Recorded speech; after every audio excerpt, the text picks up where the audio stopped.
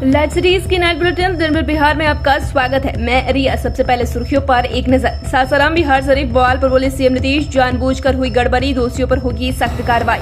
2 दिवसीय बिहार दौरे पर पटना पहुंचे अमित शाह रविवार को नवादा में करेंगे रैली को संबोधित। बीपीएससी में धांधली को लेकर सीएम नीतीश का बड़ा एक्शन, बोले मेंस और इंटरव्यू के मार्क्स में होगा बड़ा अंतर तो होगी कार्रवाई। बिहार में हिंसा की घटनाओं को लेकर राज्यपाल से मिला बीजेपी प्रतिनिधिमंडल, कहा बिहार में कानून व्यवस्था पूरी तरह फेल।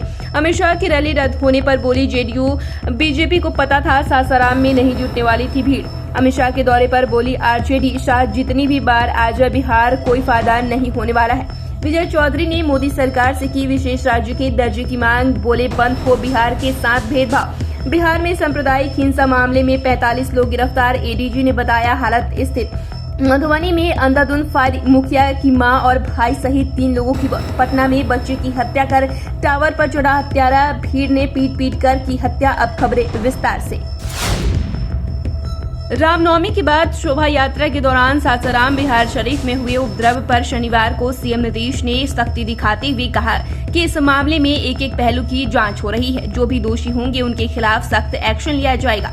राज्य में कानून व्यवस्था की कोई समस्या नहीं है, जानबूझकर गड़बड़ी की गई है। सीएम नीतीश ने कहा कि रामनवमी शोभा यात्रा के दौरान जो घटना हुई है वो दुख की बात है। हमें कल जैसे ही पता चला अलर्ट होकर तेजी से काम किया। उपद्रवियों के खिलाफ कड़ी कार्रवाई की जाएगी।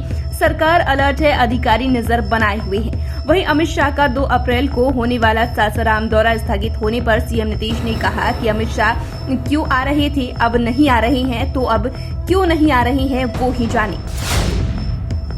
केंद्रीय गृह मंत्री अमित शाह 2 दिवसीय बिहार दौरे पर आज शाम पटना पहुंचे, जहां पटना एयरपोर्ट पर बीजेपी नेताओं ने उनका भव्य स्वागत किया। अमित शाह के स्वागत में पार्टी के कई बड़े नेता मौजूद रहे। गृह मंत्री अमित शाह आज पटना में ही प्रवास करेंगे। इस दौरान वह बिहार बीजेपी के दिग्गज नेताओं के साथ मीटिंग करेंगे, जहां आने वाली लोकसभा चुनाव की रणनीति पर विचार विमर्श करेंगे।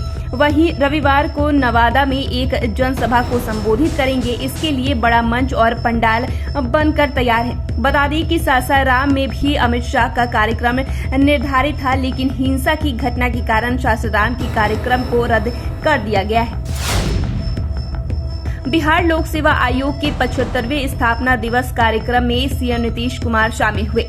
मुख्यमंत्री ने संबोधन के दौरान बीपीएससी के खाली पद भरने की बात कही। सीएम ने मुख्य सचिव को निर्देश दिया कि बीपीएससी के सदस्य की 3 खाली पदों को अगले 5 दिनों के अंदर भरा जाए। साथ ही सीएम ने कहा कि बीपीएससी के मुख्य परीक्षा में बम्पर मार्क्स और इंटरव्यू में कम मार्क्स वाले अभ्यर्थियों पर नजर रखा जाए। मुख्यमंत्री ने बीपीएससी के कार्यक्रम से कहा कि यहाँ कोई गड़बड़ नहीं होता है, ये लोग बहुत अच्छे ढंग से काम करते हैं। बीच में एक बार कुछ हो गया था, कुछ पेपर रिलीज हो गया था, हम लोग को पता चला था। ध्यान रखिएगा कहीं कोई गड़बड़ ना हो। सासाराम और नालंदा में हुई हिंसा की घटना को लेकर बीजेपी का प्रतिनिधि मंडल आज राजभवन पहुंचा, जहां महामहिम राज्यपाल राजेंद्र विश्वनाथ आर्लेकर से मिलकर उन्हें ज्ञापन सौंपा। बीजेपी नेताओं ने महामहिम को घटना की जानकारी दी और कहा कि बिहार में कानून व्यवस्था पूरी तरह फेल हो चुकी है। वहीं मीडिया से बात करते हुए बीजेपी प्रदेश अध्यक्ष सम्राट चौधरी ने कहा कि सभी जगह दंगे हो रहे हैं और बिहार की सरकार यह कहती है कि वे कुछ नहीं जानते, उनके पास कोई रिपोर्ट ही नहीं है। वहीं सासाराम में हुई हिंसा के बाद लगी धारा 144 के कारण रद्द हुई अमित शाह की रैली को लेकर उन्होंने कहा कि यह दुर्भाग्यपूर्ण है कि देश के गृह मंत्री के कार्यक्रम को रद्द करना पड़ गया। 144 आपने लगाया तो 144 हटाने की भी घोषणा करनी चाहिए थी। नीतीश कुमार आज पलटी मार रहे हैं, आज फ्लैग मार्च कर रहे हैं, कल क्यों नहीं किए। सासाराम में केंद्रीय गृह मंत्री अमित शाह की रैली रद्द करने को लेकर जेडीयू ने बीजेपी पर निशाना साधा है। जेडीयू के राष्ट्रीय अध्यक्ष ललन सिंह ने कहा कि शाह की रैली सासाराम में हुई घटना की वजह से नहीं, बल्कि भीड़ नहीं आने की वजह से रद्द की गई है। बीजेपी को इस बात की जानकारी हो गई थी कि सासाराम में भीड़ नहीं आने वाली है। ललन सिंह ने कहा कि सासाराम में कभी भी धारा 144 लागू नहीं थी। अमित शाह बिहार दौरे पर 1-2 दिन नहीं बल्कि महीनों कैंप कर सकते हैं, उनका स्वागत है। लेकिन बिहार में उसके बावजूद भी बीजेपी का खाता नहीं खुलने वाला है। वहीं जेडीयू के मुख्य प्रवक्ता नीरज कुमार ने बीजेपी को चुनौती देते हुए कहा कि बीजेपी साबित करे कि सासाराम में धारा 144 लागू हुआ था।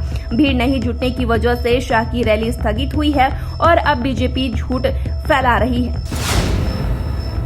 अमित शाह के बिहार दौरे को लेकर दिल्ली में मौजूद मंत्री तेज प्रताप यादव ने कहा कि अमित शाह जितनी बार भी बिहार आ जाएं कोई फायदा नहीं होने वाला है। उन्होंने कहा कि इन लोगों का यही काम है दंगा फसाद कराना और लोगों को जाति धर्म के नाम पर लड़ाना। वहीं अमित शाह के बिहार दौरे को लेकर राजद विधायक भाई वीरेंद्र ने कहा कि अब जब चुनाव आता है भाजपा दंगा का बैकग्राउंड बनाने में लग जाती है। उन्हें लगता है कि ऐसा करके चुनाव जीत जाएंगे, लेकिन बिहार में महागठबंधन की सरकार है और उनकी मंशा सफल नहीं होगी।